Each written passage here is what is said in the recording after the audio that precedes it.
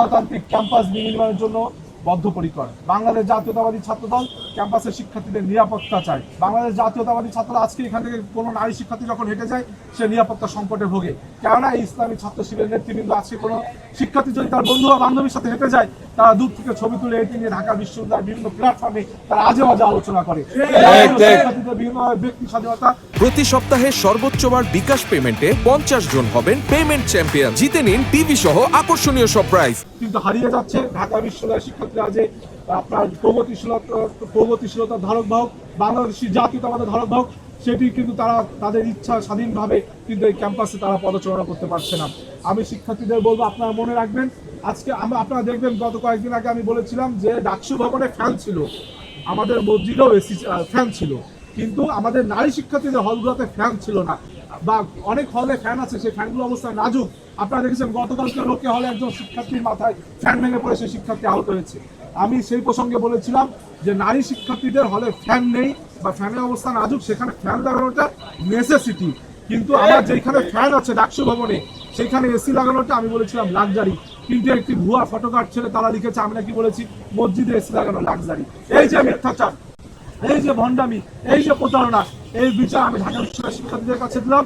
এবং আমার বিশ্বাস আগামী দিনের ছাত্র সংসদ যে নির্বাচন হবে সেইখানে ইনশাআল্লাহ বাংলাদেশের ঢাকা বিশ্ববিদ্যালয়ের যে শিক্ষার্থীরা রয়েছে তারা ব্যালটের মাধ্যমে এই যে যারা মুনাফিক, যারা কপটতা করেছে, যারা প্রতারক, যারা মুখে বলে এক করেছে আর এক, যারা বলেছিল কোনো মাদার অর্গানাইজেশন তাদের নেই, কোনো মাদার অর্গানাইজেশনে প্রচারণা যাবে না, কিন্তু তারা দেখেছেন এই ক্যাম্পাসকে ভূমিকম্পের দোহাই দিয়ে বন্ধ রেখে তারা কিন্তু বিভিন্ন জায়গায় হেলিকপ্টার যোগে জামাতের এমপি প্রার্থীদের পক্ষে প্রচারণা চালিয়েছে। দুঃখের বিষয় ডাকসুর তথাকথিত ভিপি সাদিক খান গতকালকে আদ্দিন হসপিটালে একটি বক্তব্য দিয়েছে, স্ট্যাটাস দিয়েছে। এই আদ্দিন হসপিটালে একাধিক শিশু মৃত্যুবরণ করেছে অক্সিজেনের অভাবে, কিন্তু সেই শিশুদের জীবনকে সে প্রাধান্য না দিয়ে সে পক্ষ নিল আদ্দিনে। আমি তার কাছে জানতে চাই, আপনি তো ইতিমধ্যে জামাতে ইসলামীর মেয়র প্রার্থী হিসেবে ঘোষণা দিয়েছেন, কত টাকার বিনিময়ে তারা আপনাকে দিয়ে স্ট্যাটাস দিয়েছে, নির্বাচনের সকল খরচ খরচা আপনাকে দেবে, এই বলে আপনাকে আদ্দিন হসপিটাল স্ট্যাটাসটি দেওয়া হলো, যেখানে বাংলাদেশের ডাকসুরের মতো একটি সংগঠনের সামনে থেকে আপনি বাংলাদেশের শিশুদের পক্ষ না নিয়ে, এতগুলো বাবা মার সন্তান হারা হলো তাদের পক্ষ না নিয়ে আপনি একটি ব্যবসায়িক প্রতিষ্ঠানের পক্ষ নিলেন। আপনাদের ধন্যবাদ জানাচ্ছি।